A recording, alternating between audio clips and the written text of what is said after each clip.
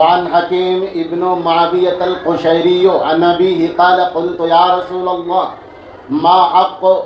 جوزة أحدنا عليه قال أن تطعمها إذا طعمت وتكسوها إذا اكتفيت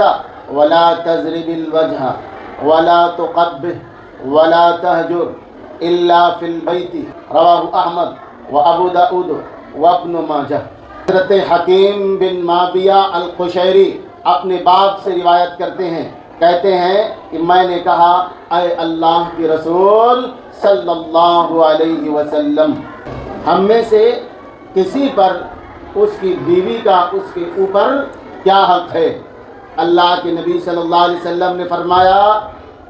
جب تم کھاؤ تو اس کو کھلاؤ، ان تطعمها اذا طعمت، تم اس کو کھلاؤ جب کھاؤ، اور اس کو کپڑا پہناؤ جب تم پہنو، اس کے چہرے پر نہ مارو اور اس کے ساتھ بد کلامی نہ کرو،